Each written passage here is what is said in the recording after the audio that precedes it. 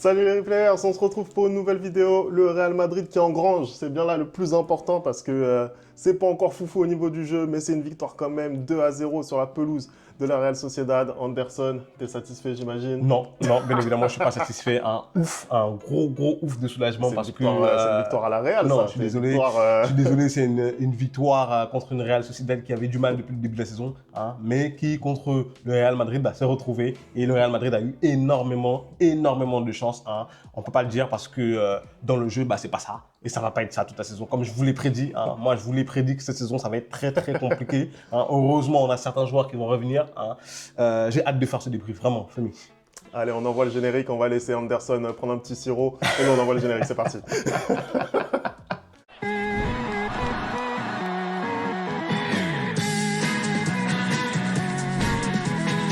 Allez, on commence tout de suite cette vidéo. Donc le Real Madrid qui a éprouvé toutes les difficultés du monde à s'imposer sur la pelouse de la Real Sociedad. 2-0, ça a été un match vraiment compliqué Anderson. Écoute, c'est simple.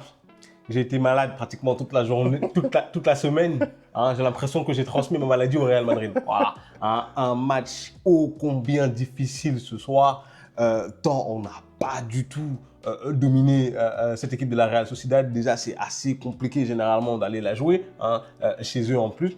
Mais là, encore avec comment dire, cette nouvelle formation qu'on a, c'est beaucoup plus compliqué. Ils se sont procurés énormément d'occasions. Hein. Malheureusement, ils n'ont pas su les terminer. Moi, personnellement, aujourd'hui, je suis supporter de la Real Sociedad. Je pense que je dors très frustré. Hein. Quand tu vois qu'il y a 2 barres transversales et un poteau, hein, ils n'ont pas été assez tranchants pour faire mal à cette équipe du Real parce que je pense que pour le coup, ce soir, ils avaient vraiment la place pour aller faire mal au Real Madrid. Je sais pas si tu peux mieux les jouer, honnêtement, les coups sont quand même... Oui, comment dire, ils ont de la malchance. Ils ont de la malchance. Ils ont beaucoup de malchance, mais je pense que voilà, ils auraient mérité mieux en tout cas qu'un 2-0 parce que je pense que quelqu'un qui n'a pas vu le match et qui regarde les stats a l'impression que le Real a dominé le match, alors que pas du tout, tu vois. Alors que plein de fois, ils auraient pu punir cette équipe du Real Madrid. On en rappelle que Carlo, au vu de la trêve internationale et des blessés, des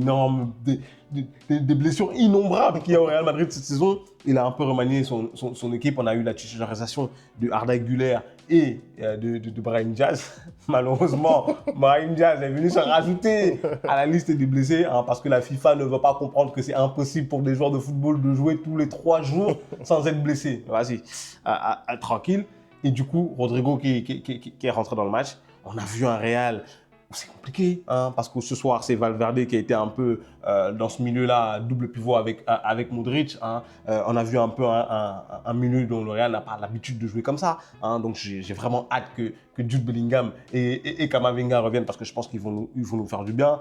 On a vu un Real qui a eu du mal à se procurer des occasions, malgré quand même le fait que ce soir, Kylian Mbappé était en jambes. Hein. Mais je trouve qu'on n'a pas eu assez d'occasions tranchante. Je trouve pas cette équipe, parce que tu me dis c'est une victoire à la Real, je suis pas d'accord. L'année dernière, en Liga, cette équipe, elle savait dominer ses adversaires, elle savait être beaucoup plus tranchante en Liga, du moins. Les victoires comme ça, c'était plus en Ligue des Champions. Et là, je retrouve pas cette équipe parce qu'il y a un déséquilibre. Il y a toujours un déséquilibre dans cette équipe-là. Ça va de mieux en mieux, mais je trouve qu'au milieu de terrain, il y a quelque chose qui va pas faire. Voilà. Ouais, il y a toujours ce manque de créativité au milieu. C'est Modric qui accompagnait Valverde au milieu. Et effectivement, on a toujours cette peine à avoir de la créativité. Pour revenir un petit peu sur le match de Kylian, on rappelle qu'il a été élu homme du match. Voilà, je suis pas trop d'accord, mais vas-y, c'est pas grave. Après, c'est encore une fois, voilà, c'est celui qui met le plus de mouvements, c'est celui qui tente le plus. Alors, sincèrement, moi, je suis toujours pas partisan de Kylian qui tente des virgules ou qui tente des, arabesques. Là, c'est passé. Là, c'est passé. Moi, de temps à autre, ça passe. Moi, je suis toujours pas fan de ça. Mais pour le reste, sa faculté justement à se démarquer, on l'a vu aussi bien à gauche qu'à droite. Ça, c'est très intéressant. On le voit prendre la profondeur aussi. Ça, c'est vraiment intéressant. On commence à retrouver du Kylian. Je l'avais déjà dit lors des matchs précédents. Je trouve que voilà, dans les intentions, il est mieux. Et physiquement aussi, je trouve qu'il est beaucoup mieux. Donc, c'est encourageant. Après, voilà, c'est sûr qu'on peut se demander aussi si les 2 pénaltys sont totalement justifiés. et du coup, ça lui permet d'être à 4 buts en 6 matchs de compétition confondus avec le Real. Mais voilà, ça l'aide beaucoup. Non, je suis d'accord avec toi. Après, moi, l'aspect positif, en effet, de ce match ce soir, c'est qu'il a été remuant. Il a fait pas mal d'appels. Hein. Moi, ce que je disais, ce qui pouvait justement être, où il pouvait être mieux, et je le confirme ce soir, c'est peut-être en ne pas allant à gauche tout le temps et plutôt en aller à droite. Hein. Ce soir, il a été dangereux plein de fois en allant à droite. Hein. J'ai trouvé qu'il s'est proposé, il s'est pas caché. Hein. Il a eu notamment pas mal d'occasions, pas mal d'appels. Hein. Moi, maintenant, ce qui me dérange dans son match ce soir encore, c'est qu'il a ce besoin de vouloir faire la différence tout seul. Et je suis désolé, tu es au Real Madrid. Tu es au Real Madrid, mec, il faut commencer à penser un peu comme un Vinicius Junior, c'est-à-dire à penser collectif. Typiquement, tu parlais tout à l'heure de son double crochet de virgule à gauche. C'est pas la bonne chose de tirer après ça. La bonne chose, c'est de remettre en retrait. Tu as 2 joueurs qui sont en retrait, tu vois ce que je veux dire. À un moment, il fait un geste là à côté droit où il fait un rush, où il part tout seul. J'entendais Luis Fernandez dire que Vinicius n'avait pas donné une option, je ne suis pas d'accord. Parce qu'à aucun moment, il lève la tête et il est déjà, dès le moment où il fait son dribble, il est déjà dans l'optique de vouloir aller tout seul. Ce n'est pas possible. Il faut qu'il apprenne à jouer collectif. Aujourd'hui, tu l'as dit, depuis le début de la saison, le Real, c'est 9 buts, dont 4 sur penalty. C'est pas normal. Hein, avec l'armada offensive qu'on nous avait promis, c'est pas normal. Quand tu vois que pratiquement 40% de tes buts sont marqués sur penalty, il y a un souci en fait. D'ailleurs, ce soir, t'en penses quoi, toi, des pénaltys? Est-ce que tu les trouves justifiés, notamment le deuxième qui peut prêter à confusion? Moi, je suis même sur les deux, je trouve quand même c'est vachement généreux. Le premier, je peux comprendre qu'on le trouve difficile, mais il y a penalty tout simplement parce que la frappe d'Arda, elle allait vers le but. Moi, il y a pas de, il n'agrandit pas sa surface de contact, mais il empêche clairement une occasion de but. Là, pour moi, le premier, il y a penalty. En fait, il ne peut pas soulever la main, c'est toujours le même débat. Le deuxième, oui, mais sauf que le problème, c'est que la balle allait vers le but. Le deuxième, non, si la balle est sortie et que tu siffles pas penalty, il n'y a pas de souci. Mais à partir du moment où tu dis qu'il agrandit pas sa surface et que le ballon il empêche potentiellement un but. Le deuxième, maintenant, moi, je ne l'aurais jamais donné. Le deuxième, je ne l'aurais jamais donné parce que tu sais très bien ce que je pense de ce genre de penalty-là. C'est-à-dire que Vinicius a terminé son action, hein, il a fait la passe et ça n'a rien donné. Et malheureusement, l'autre, emporté dans son élan, il vient le ramasser. Le deuxième, moi, je ne l'aurais pas donné. Et peut-être que le Real finit à 1-0. Et comme tu dis, du coup, les stats de Mbappé sont un peu différentes. Je trouve qu'aujourd'hui, en fait, il faut qu'on précise, il faut qu'on reprécise le règlement parce que je suis désolé. En plus, ce qui n'est pas logique, c'est qu'il va avoir la VAR, il donne penalty, mais finalement, le joueur n'est pas exclu parce qu'il avait déjà un carton jaune. Donc, il aurait normalement dû prendre un deuxième carton jaune et un carton rouge. Donc, comment tu peux siffler penalty et pas mettre le carton jaune, tu vois? Des arbitres en Liga, de toute façon, c'est ça. C'est pas du tout logique. Moi, je pense qu'aujourd'hui, je suis, comment dire, ce penalty est sifflé contre le Real. Ça m'énerve de ouf. Ça m'énerve de ouf et je pense que c'est normal que les supporters de la Real Sociedad soient totalement énervés aussi parce que, en vrai de vrai, tu n'es pas obligé de siffler ce penalty. L'action est terminée, il faut arrêter les conneries. C'est son élan, il ne peut pas s'arrêter d'un coup en fait. C'est un joueur, il ne peut pas s'arrêter. Tu dis que ouais, là, il ne peut pas couper ses bras. Bah, pareil, là, il ne peut pas couper son élan d'un coup.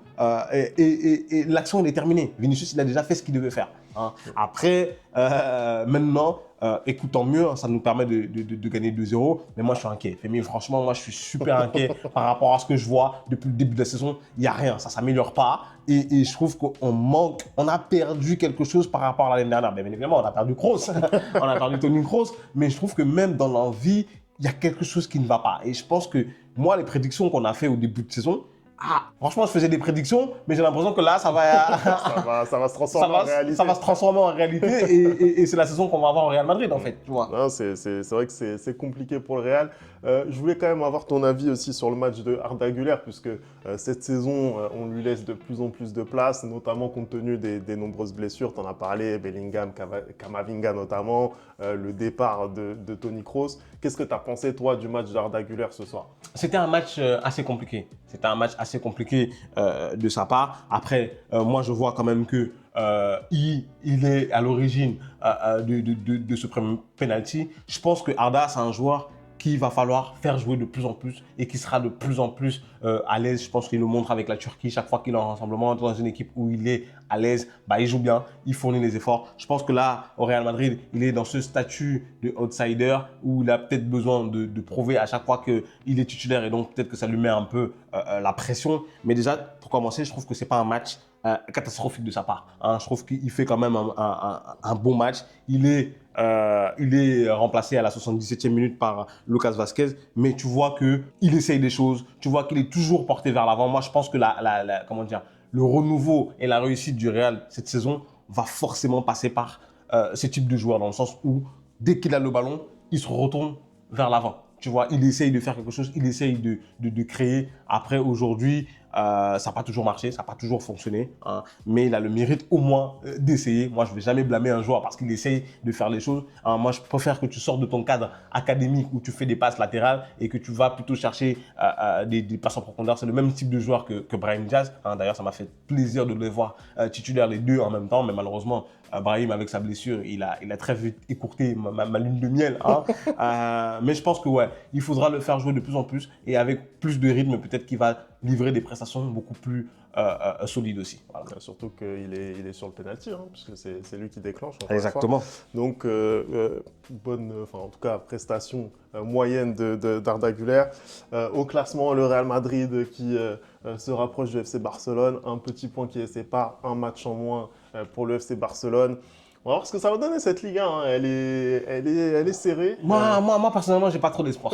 Moi, je vais pas te mentir, j'ai pas trop d'espoir. En fait, le truc, c'est qu'il y a beaucoup trop d'incertitudes. Là, on va rentrer, je crois, on va jouer 7 matchs en 3 semaines, un truc comme ça. Ça va être compliqué. En fait, on a trop de blessés. On n'a pas l'effectif pour enchaîner autant de compétitions, autant de matchs qui vont être un peu compliqués parce que bientôt, on va jouer l'Atlético Madrid, je crois. Là, on va aller jouer en Champions League. En décembre, on va aller jouer la Super Coupe d'Espagne. En fait, on n'a pas l'effectif pour avoir autant de compétitions aujourd'hui. Du moins, j'estime que Carlo Ancelotti ne fait pas assez tourner pour que les joueurs puissent se reposer. Et en plus, avec les trêves internationales, il va y avoir des trêves internationales en octobre, en novembre. Les Brésiliens vont partir, Brahim Diaz va partir, les Français vont partir. Donc, c'est compliqué tout ça. Pour moi, je ne pense pas que le Real a l'effectif pour aller bouger le FC Barcelone en championnat. Après, en Ligue des Champions, maintenant, ça, c'est notre compétition. Ça, c'est notre compétition. Hein. Et il y a, bon, cette saison, il y a beaucoup plus de matchs, mais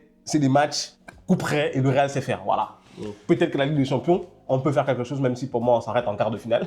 Ben, on va voir ce que ça va donner. D'ailleurs, la Ligue des Champions, c'est dès mardi pour le Real. Ce sera face à Stuttgart. Merci d'avoir regardé cette vidéo. On n'oublie pas les bonnes habitudes, @le replay foot. Et nous, on se retrouve très vite pour une nouvelle vidéo. Ciao.